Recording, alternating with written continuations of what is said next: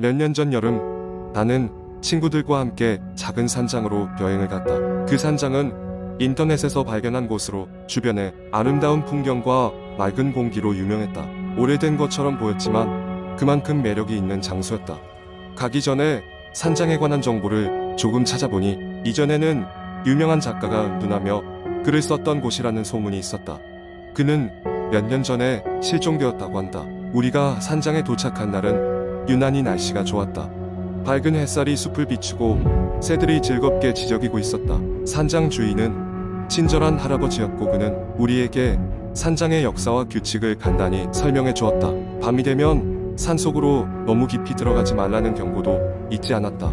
첫날 밤 우리는 바비큐를 하고 웃고 떠들며 즐거운 시간을 보냈다. 그러나 시간이 점점 지나면서 이상한 기운이 산장을 감싸기 시작했다. 아무 이유 없이 등을 지나가는 서늘한 공기가 있었다. 친구 중 한 명인 민수가 장난스럽게 "이거 귀신 있는 거 아니야?" 라고 말했을 때 모두가 웃었지만 나는 그 순간 왠지 모를 소름이 돋았다. 밤이 되자 별이 가득한 하늘 아래서 우리는 각자 방으로 들어갔다. 나는 침대에 눕자마자 피곤함이 몰려왔고 곧 잠에 들었다. 하지만 한밤중에 이상한 소리를 들었다. 미약한 소리였지만 사람 목소리와 흡사한 속삭임이 들려왔다. 혹시 친구들 중 누군가의 장난인가 싶어 일어나 방을 나섰다. 그러나 복도에는 아무도 없었다. 기묘한 기분이 들었지만 그냥 바람 소리라고 스스로를 안심시킨 후 다시 잠을 청했다. 다음 날 아침 우리는 전날에 있었던 일을 서로 나누며 웃어 넘겼다. 하지만 친구 중 한 명이 자신도 비슷한 소리를 들었다고 말하는 순간 모두가 긴장했다. 그날 오후 우리는 산책을 나갔다. 산책로를 걷다가 작은 오두막을 발견했다. 외관상으로는 매우 오래되어 보였고 인적이 드문 듯했다. 호기심이 발동한 우리는 오두막 안으로 들어갔다. 오두막 안에는 먼지가 쌓인 책들과 낡은 가구들, 그리고 벽 한쪽에는 커다란 그림이 걸려 있었다. 그것은 실종된 그 작가의 초상화였다. 갑자기 왠지 모를 싸늘함이 오싹한 기운과 함께 몰려왔다. 그 순간 친구 중 한 명이 방 안쪽에서 무언가를 발견했다. 그것은 오래된 일기였다. 모두의 호기심에 의해 우리는 그것을 읽어보기 시작했다. 그 일기는 작가의 것이었다. 그는 이곳에 은둔하여 글을 쓰며 자신의 정신이 점점 피폐해져 가는 경험을 기록하고 있었다. 특히 나중에는 그가 보지 말아야 할 무언가를 보았다는 내용과 그것이 자신을 집요하게 따라다니고 있다는 내용이 적혀 있었다. 페이지가 넘어갈수록 그의 글씨는 점점 휘갈져졌고 그 끝부분에는 아무런 내용 없이 덜 끊긴 글과 낙서만 가득했다. 우리는 황급히 그 오두막을 떠나 산장으로 돌아왔다. 그날 밤 모두가 각자의 방에서 잠을 청했으나 다시 한번 이상한 일이 벌어졌다. 이번에는 분명한 발자국 소리가 복도에 울렸다. 호기심과 두려움이 동시에 밀려온 나는 문을 열고 나갔다. 그곳에는 아무도 없었다. 하지만 바닥에는 분명 누군가 지나간 것 같은 흔적이 남아 있었다. 결국 우리 모두는 불안한 밤을 보냈고 아침이 밝자마자 산장을 떠나기로 결심했다. 산장을 떠나던 도중 주인 할아버지께서 우리에게 인사하셨다. 그의 말투는 변함없었지만 마지막으로 한 말씀은 아직도 잊을 수가 없다. 산은 오랫동안 많은 이야기를 품고 있지요. 다음에 올 때는 조금 더 평화로운 시간을 보내길 바랍니다. 그 일이 있고 난 후 우리는 다시 그 산장을 찾지 않았다. 하지만 가끔씩 친구들과 모일 때면 그때의 경험을 이야기하며 농담을 던지곤 했다. 그 외딴 산장의 비밀은 아직도 우리에게 미스터리로 남아있다. 그리고 아마도 계속 그런 채로 있을 것이다. 두 번째 이야기. 한국 인터넷에는 다양한 공포 이야기가 많이 존재합니다. 이 중 하나의 이야기를 길게 작성해 보겠습니다. 이 이야기는 완전히 허구임을 밝힙니다. 오후 11시가 넘어가는 늦은 밤 한 청년이 자취방에 홀로 앉아 있었습니다. 그는 대학가에 있는 작은 원룸에서 살고 있었고 졸업 작품 준비 때문에 밤늦게까지 컴퓨터 앞에 앉아 작업을 하고 있었습니다. 창밖에는 바람 소리와 가끔씩 들리는 자동차 소리만이 들릴 뿐이었고 방 안은 적막감으로 가득 차 있었습니다. 그날따라 작업이 도무지 잘 풀리지 않아 청년은 잠시 머리를 식히기 위해 인터넷을 켰습니다. 그러다 우연히 한 웹사이트에서 귀신을 부르는 방법이라는 글을 발견하게 되었습니다.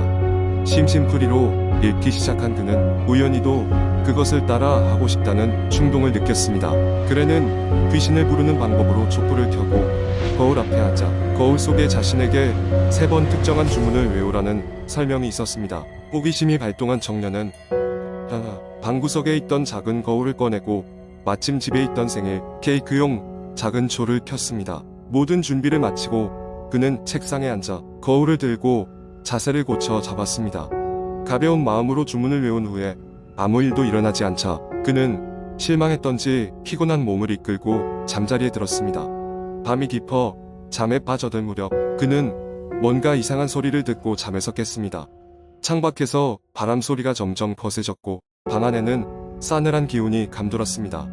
이상하게도 초는 꺼져 있었고 거울은 다시 책상 위에 놓여 있었습니다. 갑자기 느껴지는 불길한 느낌에 그는 몸을 부르르 떨었습니다. 방 안의 불빛이 깜박이며 불안정하게 흔들리더니 그와 동시에 문 쪽에서 낮은 신음소리가 들려오기 시작했습니다. 처음에는 바람 소리인 줄 알았지만 분명히 사람의 소리였습니다. 청년은 두려움에 몸이 굳어졌고 비명을 지르기도 전에 소리의 근원을 알기 위해 용기를 내어 천천히 방문을 열어보았습니다. 그러나 문 밖에는 아무것도 없었습니다. 단지 어두운 복도가 그를 맞이할 뿐. 무겁게 숨을 내쉬며 안도의 한숨을 쉬려는 순간 뒤에서 갑자기 찬기가 느껴졌습니다. 섬뜩한 기분에 뒤돌아본 청년은 그만 얼어붙듯이 멈춰야 했습니다. 그의 눈앞에는 거울 속에서 봤던 자신의 모습과는 달리 낯선 형체가 서 있었습니다. 거울 속 인물은 그를 응시하며 웃고 있었습니다. 그 웃음은 무서운 행복감을 표현하며 점점 더 짙어졌습니다. 그는 비명을 지르고 싶었지만 목에서 이상한 기운이 느껴져 소리를 낼 수가 없었습니다. 그 순간 눈앞의 형체가 유명한 괴담에서 듣던 귀신처럼 그의 방 안으로 빠져나온 것입니다. 그는 그대로 의식을 잃고 말았습니다.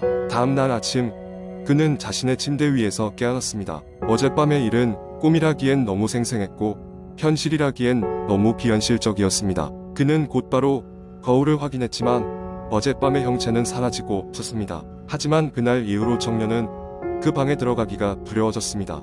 며칠 후 청년은 놀란 마음을 억누르며 인터넷에서 다른 사람들의 경험담을 찾아보기 시작했습니다. 그리고 비슷한 일을 경험한 사람이 많다는 것을 발견했습니다.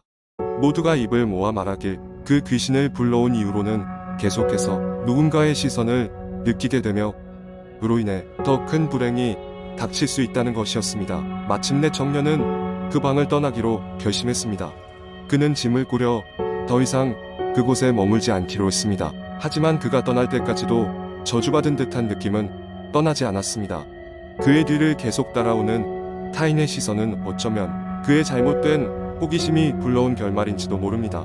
그는 그 사건 이후로 무서운 이야기라면 아예 쳐다보지도 않게 되었습니다. 그러나 그가 잠들려 할 때면 가끔씩은 아직도 차가운 공기 속에 미리 없던 그 형체가 떠오르곤 했습니다. 언젠가 다시 마주치게 될지도 모른다는 무의식적인 두려움 때문일 것입니다. 여러분도 때로는 호기심이 위험한 결과를 가져올 수 있다는 것을 늘 명심하는 것이 좋겠습니다. 세 번째 이야기. 오래전 시골의 작은 마을에는 버려진 폐교가 하나 있었습니다. 그 학교는 지역 주민들 사이에서 유령이 나온다는 소문으로 유명했습니다. 특히 밤이 되면 학교 근처에서 이상한 소리가 들린다는 이야기가 많았죠. 하지만 대부분의 사람들은 그냥 그 소문을 웃어넘겼어요. 그냥 아이들이 지어낸 이야기일 뿐이야 라고 생각하면서요. 그러던 어느 날 호기심이 많던 대학생 5명이 그 폐교를 방문하기로 했습니다. 그들은 학교 과제로 미스터리 현장 조사를 주제로 잡았고 폐교 이야기를 듣게 된 후 이미 오래전부터 이곳을 조사해보고 싶었기 때문이었죠. 그들은 디지털 카메라와 녹음 장비, 손전등을 챙겨 폐교로 향했습니다. 폐교에 도착한 시간은 자정이 가까워올 무렵이었습니다. 달빛이 흐릿하게 학교 건물에 비치고 있었고 바람에 창문이 흔들리는 소리가 마치 사람의 속삭임처럼 들렸습니다. 첫 번째 이상한 일은 바로 그때 벌어졌습니다. 학교 정문 앞에서 사진을 찍으려던 그들은 카메라가 이유 없이 작동하지 않는 것을 발견했습니다. 배터리를 다시 끼워보고 렌즈를 확인해도 소용이 없었습니다. 카메라가 고장난 듯 보였지만 그들 누리가 겁먹었나 라는 농담 섞인 웃음으로 분위기를 전환하며 학교 안쪽으로 더 깊이 들어갔습니다. 학교 안은 오래 버려진 흔적이 역력했습니다. 먼지가 가득한 바닥, 흙은 나무 바닥, 벽에는 오래된 학생들의 낙서들이 남아 있었습니다.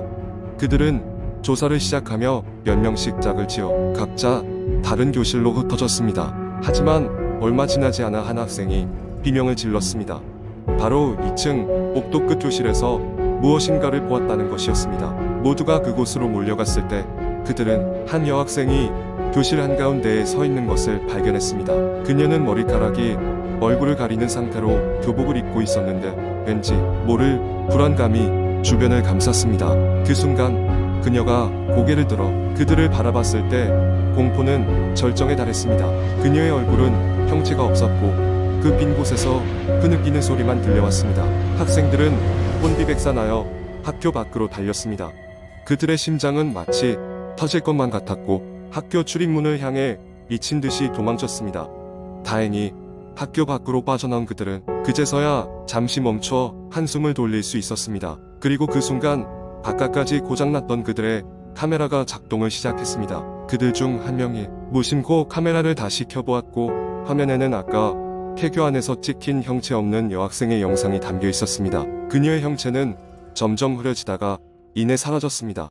다음 날 그들은 지역 기록을 찾기 위해 도서관을 방문했습니다. 폐교에 대한 기록을 뒤지던 그들은 놀라운 사실을 발견했습니다. 수십 년 전 그 학교에서는 한 여학생이 실종된 사건이 있었다는 것이었습니다. 그녀는 미스터리하게도 자취를 감춘 후 다시는 돌아오지 않았다고 했습니다.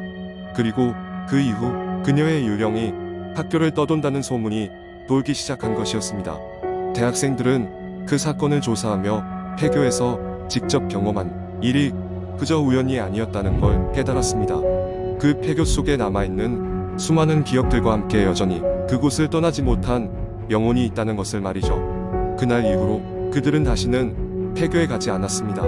그리고 그들의 경험담은 또 하나의 공포썰로 인터넷에 전해지며 수많은 사람들에게 두려움을 안겨주었습니다. 이 이야기는 순전히 허구이며 공포를 경험하는 것 자체는 개인의 상상에 달려있다는 점을 강조합니다. 공포 이야기는 종종 상상력과 문화적 배경에 기반하여 다양한 이야기를 만들어내는 힘이 있습니다.